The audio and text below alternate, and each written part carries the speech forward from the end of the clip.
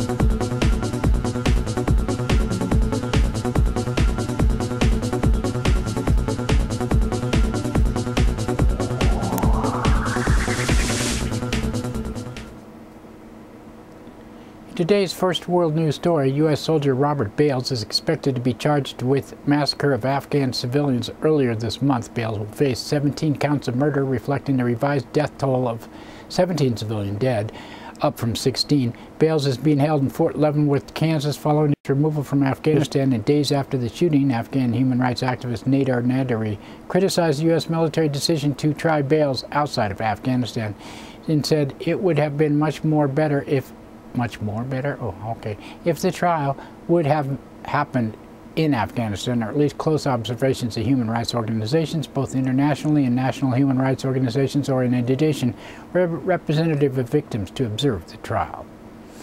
Some 8,000 people rallied in Sanford, Florida on Thursday in the largest rally to date to demand justice in the killing of Trayvon Martin.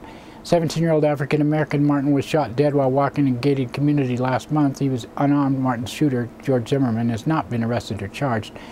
Some reports say that he had a broken nose and from this altercation. Sabrina Fulton said, "I stand before you today not knowing how I'm walking right now because my heart hurts for my son. Trayvon was my son. Trayvon is your son. We really appreciate this, and we want justice for Trayvon." Tracy Martin said, "Without you all, we would really have no support. You are our strength. You guys are what are keeping us going. He didn't deserve to die, and I pledge I will not let my son die in vain." Many protesters at the rally wore hooded sweatshirts like the one Trayvon wore when he was killed. Also speaking to the crowd was veteran civil rights activist Reverend Al Sharpton. Sharpton said, "Trayvon could have been any one of our sons. Trayvon could have been any one of us. Trayvon represents a reckless disregard for our lives that we've seen for too long. We come to tell you tonight, enough is enough. We're going to jail for nothing. Others are going home for something. Zimmerman should have been arrested that night." Police Chief of Sanford has announced he is temporarily stepping down following the outpouring criticism failing to arrest George Zimmerman in the murder case of Trayvon Martin. The Chief Police Bill Lee's decision comes one day after city officials gave him a vote of no confidence. Lee, however, has maintained his departure only will be temporary. Hours later, the local state attorney, Norman Wolfinger, recused himself from the case. President Obama has made a swing through western states to promote his administration's so-called all-of-the-above energy policy. On Thursday, Obama appeared in Cushing, Oklahoma to announce his support for TransCanada to build the southern leg of its Keystone oil pipeline from Oklahoma to Texas. Of course, without the top end, it doesn't make any difference, does it? The move comes 2 months after Obama rejected Canada to Texas Keystone XL pipeline after large protests by environmental groups. President Obama said, "There's a bottleneck right now here because we can't get enough oil to our refineries fast enough, and if we could, we would be able to increase our oil supply at a time when we're much needed as they're needed as much as possible." Well, whatever. TransCanada has applied to build new pipelines to speed more oil from Cushing to state-of-the-art refineries in the Gulf Coast. And I'm directing my administration to cut through the red tape, break through the bureaucratic hurdles, and make this project a priority to go ahead and get it done. So please vote for me. No, I added the last part. President Obama said, "Under my administration, America is producing more oil today than at any time in the last 8 years. That's important to know. Over the last 3 years, I've directed my administration to open millions of acres of gas and oil exploration across 23 different states. We're opening up more than 75% of our potential oil resources offshore. We're quadrupled the number of operating rigs and recorded to a record high where we've added more new oil and gas pipelines to encircle the earth and then some." Now that's why our gas is going up. U.S. Department of Justice has extended authorized time period for government intelligence agencies to retain information about U.S. citizens, even those without known connections to terrorism cases. Washington Post reports that changes will allow the National Counterterrorism Center to keep the information for up to 5 years. Guidelines mark the sharp departure from the current rule, which bars intelligence officials from keeping information from U.S. citizens of residences unless it's a clear link of terrorism. And UN Security Council has condemned the military coup in Mali, called for a restoration of civilian rule. Renegade soldiers ousted Mali's President Amadou Tamani Touré, citing his handling of rebellion by the militia in the northern part of the country. The soldiers say they have suspended the constitution and imposed military curfew. Touré is reportedly being held in military barracks. United Nations Under-Secretary of Political Affairs Lynn Pascoe called for Touré's immediate release and said, "There's nothing particularly good that can come out of an overturning an elected president about a month or 6 weeks before a new election is supposed to take place, and putting the two main candidates in jail, not in jail necessarily, but in a military barracks and holding them. So this is clearly not the direction that we want to see in West Africa or any other country to go in. We believe that strengthening democracy is absolutely critical, and we hope, I think, there's a strong consensus on that issue." In Syria, activists say more than 40 people were killed Thursday in Assad's regime crackdown on the year-long uprising. Most of the killings reportedly occurred in the province of Idlib and Homs. UN Human Rights Council has ordered a new investigation on how Israeli settlements are infringing on Palestinian rights. The United States was the lone country to oppose the probe. This week, the Israeli human rights group Patsay, I already said it wrong, reported a sharp rise in the number of Palestinian civilians killed by Israeli forces in the occupied territories. Of 105 Palestinians killed in the Gaza Strip, 37 were confirmed to be civilians. Top U.S. commander in Afghanistan is predicting the United States needs to prepare to heavy fighting during the upcoming year. General John Allen made the comment under questioning from Republican Senator John McCain of Arizona. McCain asked him, "So basically you have no opinion here at the end of March 2012 as to what the military presence will be in 2013? And General Allen said, "My opinion is that particularly juncture, this is not my recommendation." Senator McCain said, "What is your opinion at this particular juncture?" And General Allen responded, "My opinion is that we will need significant combat power in 2013, sir." Senator McCain said, "Like 68,000, and Allen replied, 68,000 is a good going-in number, sir, but I owe the president some analysis on that." Tens of thousands of students rallied in the Canadian province of Quebec on Thursday in the largest demonstration so far in a strike against planned tuition hikes. The government plans to increase tuition by 75% over the next 5 years. Largest rally came in Montreal, where a massive crowd of around 200,000 students took to the streets. More than 130 protesters were arrested in Vermont Thursday, calling for the immediate closure of the Vermont Yankee nuclear power plant. The Vermont Yankees state license expired this week under the vote of state lawmakers to shut it down last year, but the plant is still in operation after its parent company, Entergy Corporation, won an extension in the Nuclear Regulatory Commission and later a federal court injunction. Vermont Yankees facility is one of the oldest in the country. There has been a series of radioactive tritanium leaks. In addition to 130 arrests in Vermont, Yankee activists are also arresting parallel rallies outside holding on Entergy's plants in White Plains in New York and its headquarters in New Orleans. Civil rights attorney John Payton, dead at age 65, president and director counsel of the NAACP Legal Defense and Education Fund. The National Law Journal recently named Payton one of the most influential civil rights attorneys in the past decade. And that's it for our world news today. Now we'd like to thank one of our underwriters who supports your only visual video news media in Nevada County. That's right, it's us, GVTV News.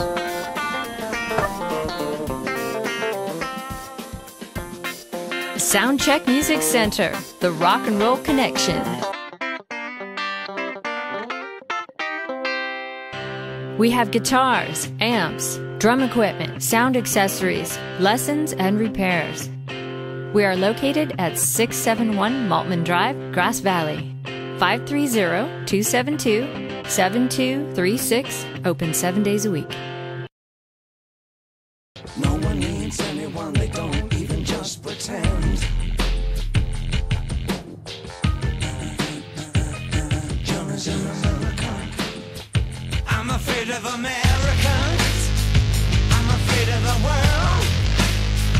I'm afraid I can't help it. I'm afraid I can't.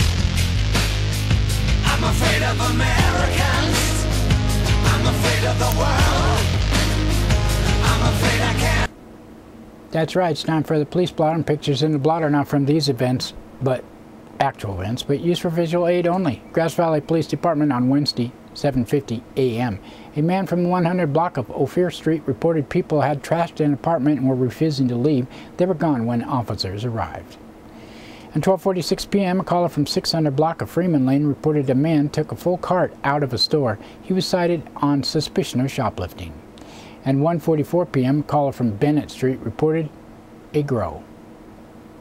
4:46 p.m., a caller from 100 block of West McKnight Way reported a shoplifter in custody. A man was cited on suspicion of shoplifting.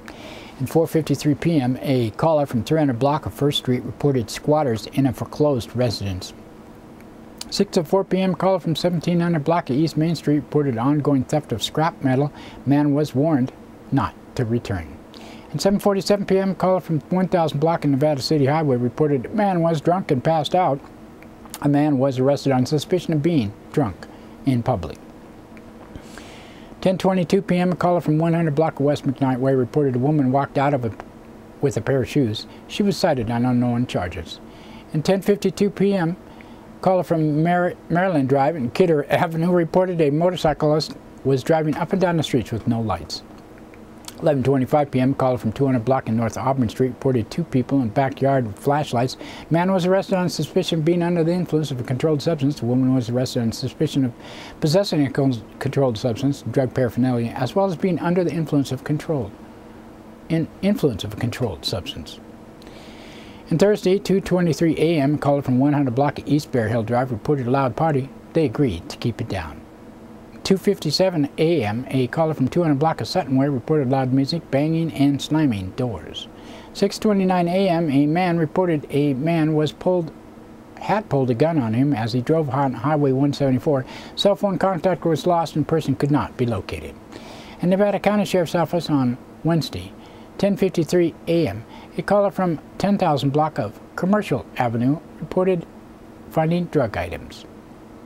11:59 a.m., a caller from 21,000 block of Rock Mountain Road reported possible fraud. And 12:12 p.m., a woman from Borham Lane reported her 13-year-old son was home alone and reported someone trying to gain access to the residence.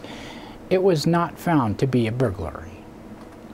12:17 p.m., a caller from 10,000 block of Oak Street reported theft of a firearm from a residence in January. And 1:14 p.m., a caller from 10,000 block of Cedar Avenue reported a residential burglary. And 1:24 p.m., a man from 10,000 block of Oak Canyon Drive reported finding a gun in a field near his home. And 2:40 p.m., a caller from Jones Bar Road requested a welfare check on animals for were transported to a shelter. At 2:55 p.m., a caller from 16,000 block of Jones Ridge Road reported ATVs were being driven on a private road. And 3:48 p.m., a woman from 10,000 block of Cary Drive reported her house had been broken into.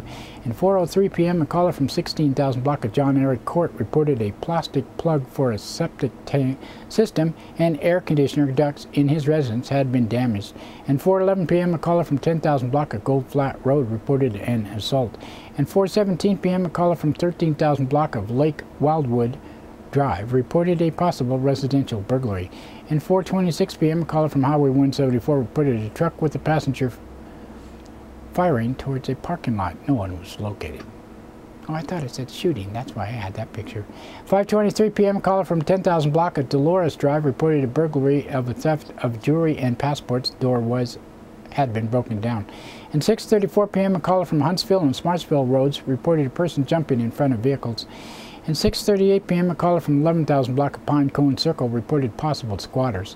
And 7:27 p.m., a caller from 10,000 block of Boulder Street reported a person asking for money and wanting heroin. The person could not be located. And Nevada City Police Department on Wednesday. 11:45 a.m., a caller from Highway 49 and Broad Street reported a person lying in the roadway who was arrested on suspicion of being drunk in public. Guy gets around. 2:02 p.m., a caller from Commercial Street reported swearing and drug activity. A person was cited on unknown charges. At 3:05 p.m., a caller from 400 block of South Pine Street reported a burglary and vandalism at a residence. And 3:58 p.m., a caller from 300 block of Sacramento Street reported being run off the road by a Honda. And that's it for Police Blotter today. Now I'd like to thank another one of our underwriters who supports your only visual video news media in Nevada County. That's right, it's us, GVTV News. Christopher's Old World Deli and Catering Company has brought its delicious food and service downtown Grass Valley. Like desserts? They got them. You like international style lunches? They got them. Christopher's Deli and Catering for parties, get-togethers, weddings, or whatever. Open 7 days a week.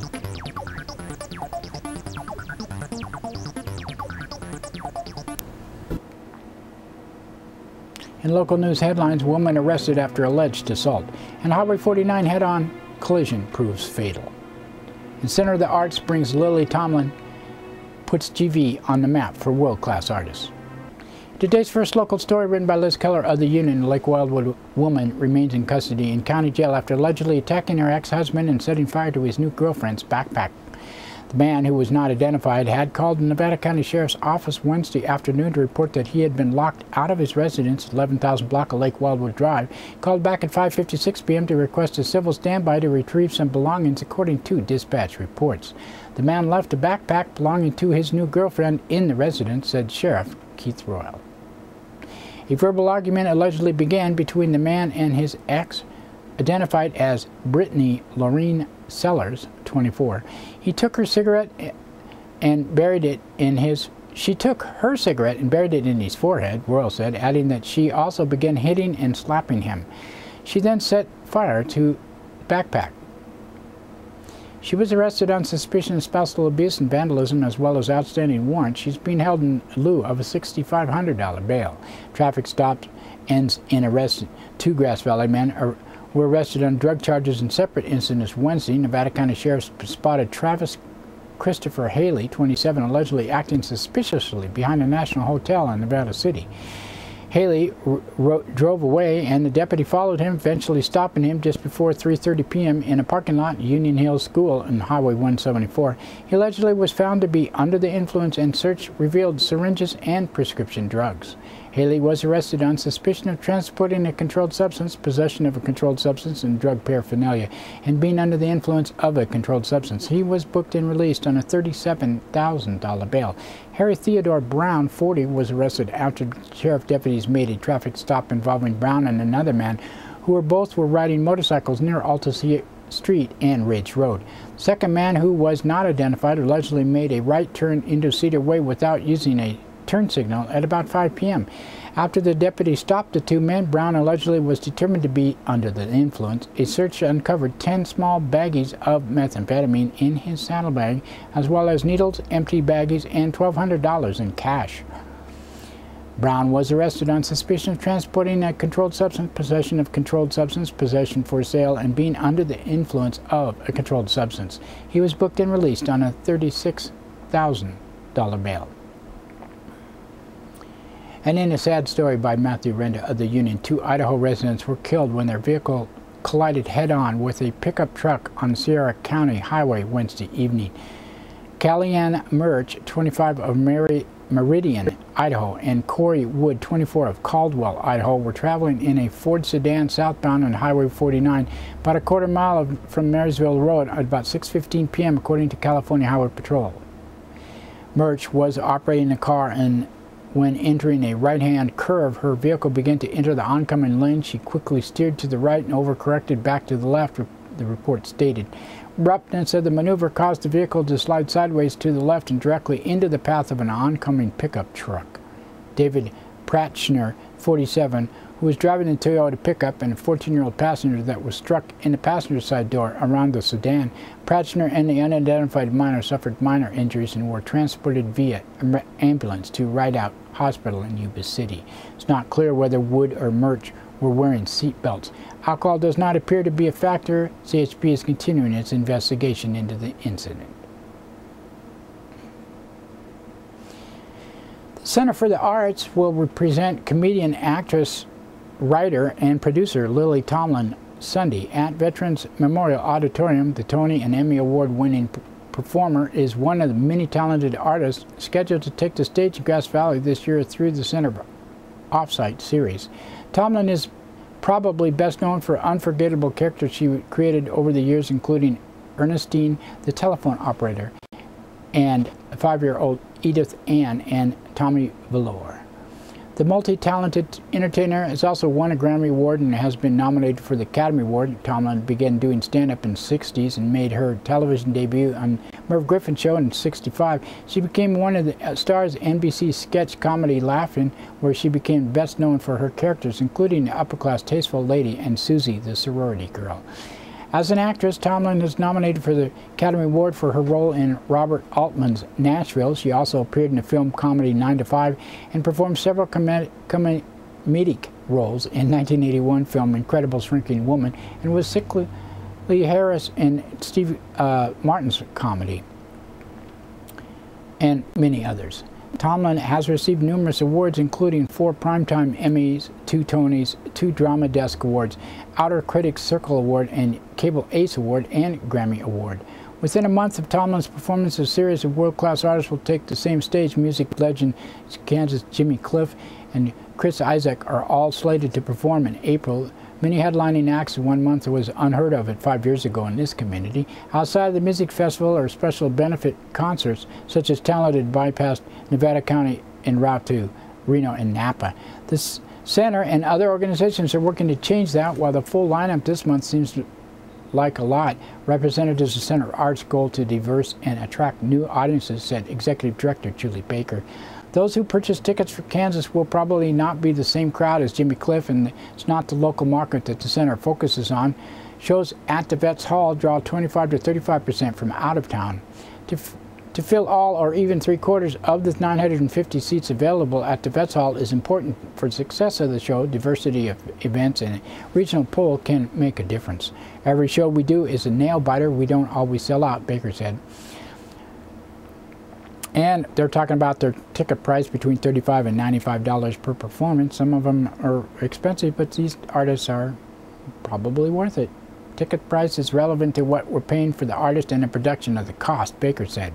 For some musicians, that includes specific sound equipment or instruments that can run up to $8,000 per show. Center's ability to attract world-class musicians and performance to Grass Valley on a regular basis hinges on its relationship with the industry. Baker and her staff attend conferences to network with talent agencies and strive to make each artist's experience in Nevada County a memorable one. Center for the staff works hard to ensure the performers and their production teams' needs are met while they're in town, from transportation to food to specialized equipment. Baker has gone so far as to house a singer-songwriter in her guest house. For artists and their production crews, it may seem like any other town, but it's important to Baker that her staff and the team know it's special and they are in the community, she said. It's all about relationships. We make everybody from the performer to all those behind the scenes feel welcome, and we care, Baker added. Lily Tomlins takes the stage 7:30 Sunday evening. I guess I missed it because I'm doing my news at this time. Kansas comes to town next for April 12th.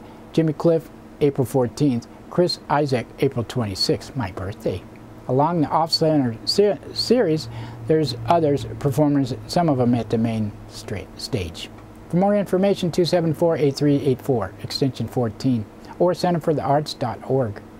That's it for our local news today. Now we'd like to thank the Union, Amy Goodman, Reuters and Associated Press, and others for the sourcing of the news, and especially you for watching. You can watch this broadcast on Comcast Cable, NCTV Channel 11 in Nevada County, 8 a.m., 3 p.m., 7:30 p.m., Monday through Friday, Southern Link 16 in Truckee and Alta Sierra. We're also streamed on the internet, NCTV's Digital Media Center website, NevadaCountyTV.org and GVTV.org. And don't forget Grass Valley Television that plays 24/7 on the net at GrassValleyTelevision.com. We post to Facebook, YouTube, Blip.tv, and many other podcast sites, and have an RSS feed and a video podcast on iTunes. Just search under Video Podcast for GVTV News. Content is controlled by the producer of this newscast, me. Grass Valley Television is not necessarily the opinion of NCTV Digital Media Center or me. Grass Valley Television also videotapes local events around Nevada County. If you have a need, you can always give us a call for more information.